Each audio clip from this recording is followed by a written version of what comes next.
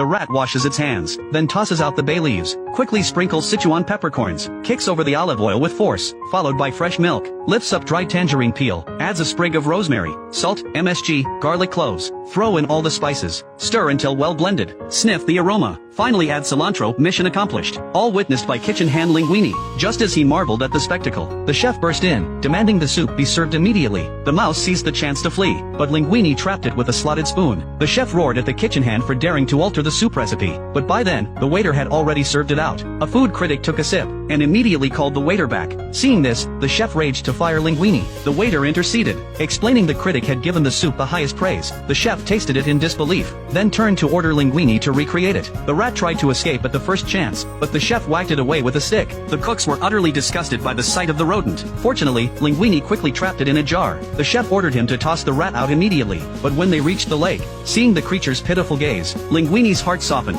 Then he realized this rat not only knew how to cook, but could understand human speech. Suddenly, he realized he could team up with the mouse to pass the chef's test. He took the mouse home, and they talked late into the night. Its name was Remy. This mouse, passionate about cooking, would sneak into human homes every evening to watch cooking shows and learn recipes. When his father found out, he said, "Scraps are good enough to eat. What's there to be picky about?" But Remy believed that the harder life was, the more seriously one should approach it. He burrowed into the grass to find a mushroom, paired it with butter and cheese, drizzled it with sweet herb juice, then used cooking smoke to evenly heat it, making the mushroom more plump and flavorful. A delicious cheese mushroom was complete. His skills soon found practical use. Any scavenged food had to pass through Remy's nose before being eaten. His father grew proud of his son, but the good times didn't last long. That day, Remy saw on TV the news of his idol, the god of cookery, passing away. Cousteau is dead? The old lady spotted him, and fired a barrage from her hunting rifle. Remy scrambled for cover, leaping onto the lamp. The old lady aimed again and fired another shot.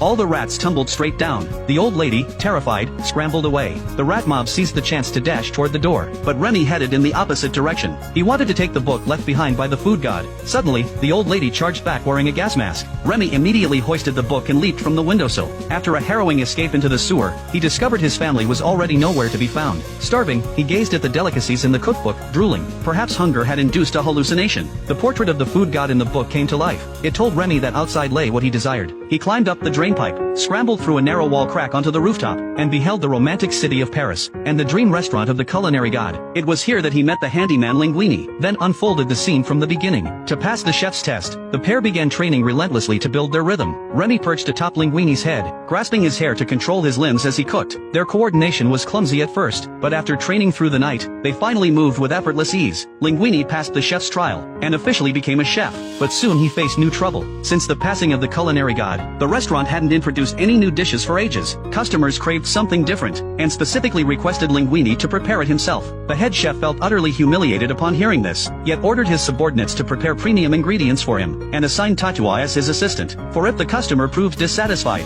the chef would have grounds to fire him. But what he hadn't anticipated was Remy taking control of Linguini's hands as he rummaged through the kitchen, searching everywhere for ingredients. Soon, he crafted a signature sauce. The guest tasted it and was thoroughly delighted. In no time, the new dish became wildly popular, orders flooding in. Linguini became the kitchen's center of attention. While the head chef grew jealous of his talent, he secretly investigated Linguini's background, and accidentally discovered the late master chef's will. It revealed Linguini was the master chef's illegitimate son, meaning he was the restaurant's rightful heir. The head chef resolved to keep the secret buried deep. Late one night, Remy came looking for food, and stumbled upon the will. Just as he was startled, the chef suddenly appeared. Remy immediately grabbed the will and dashed toward the door. The chef chased him frantically. Just as he was about to catch him, Remy made a sharp turn, and the chef tumbled down the stairs. When he returned to the kitchen, he was fired on the spot by Linguini. After that, the restaurant became even more popular. Reporters flocked to interview Linguini. That night, Remy encountered his starving family in the alley. Learning they still survived on garbage, Remy felt deeply guilty. After closing time, he quietly unlocked the pantry door. The rodents swarmed inside, feasting on delicacies they'd never known. Suddenly, Linguini returned. Seeing the rats, he accused Remy of damaging the restaurant's reputation,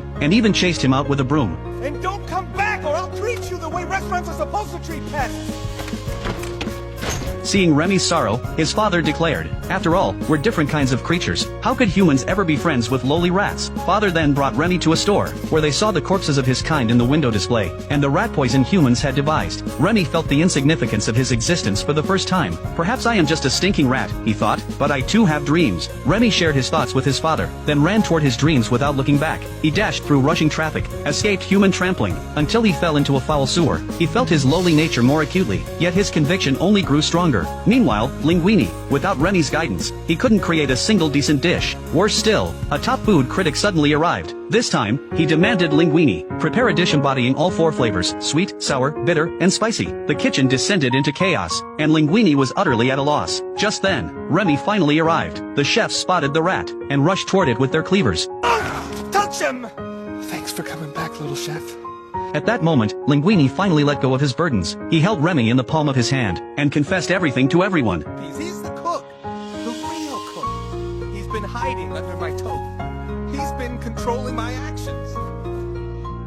Upon learning that the dishes they prepared for decades were no match for a rat's cooking, the chefs resigned en masse. Now the restaurant faced not only a demanding critic, but also a crowd of customers waiting to order. In the kitchen, only 1 man and 1 mouse remained. Remy tried to save the day, but his efforts proved futile. As he turned to leave, he saw his old father watching him from afar. He asked Remy, "Is cooking truly that important to you?" Seeing his son's resolute nod, the father immediately sounded the horn. The rats instantly gathered around.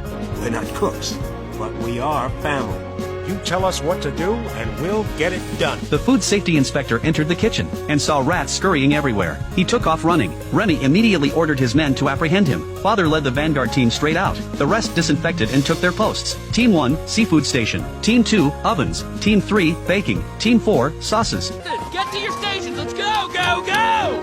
Those handling food will walk on 2 legs. The scene before him filled Linguini with awe. Who would have thought such fighting spirit could come from a tiny mouse? He immediately slipped on his roller skates and took on the role of waiter. The entire mouse crew sprang into action. Some pounded steaks to enhance their flavor. Others rode carrots to grate them into shreds. Remy orchestrated the entire operation, directing every mouse's task. Tattoo, who had just left, spotted the God of Cookery's book at a newsstand. It proclaimed that anyone could cook. Lost in thought, she hurried back to the restaurant. The biggest challenge now was satisfying the top gourmet. Remy proposed a rustic vegetable medley. Tata scoffed at this lowbrow dish, deeming it unfit for fine dining. But Remy was certain this dish would conquer the connoisseur's palate. He spread the signature sauce across the plate base, arranged thinly sliced vegetables in perfect rows, and roasted it at high heat for 30 minutes. Finally, he plated it with artistic flair. The gourmet speared a slice and popped it into his mouth. The crispy, sweet flavor made his pupils dilate. In that instant, he felt transported back to childhood. This was his mother's taste. It was the taste of life itself. More than that, it was the bittersweet blend of experiences time had brought us. The gourmet was instantly conquered.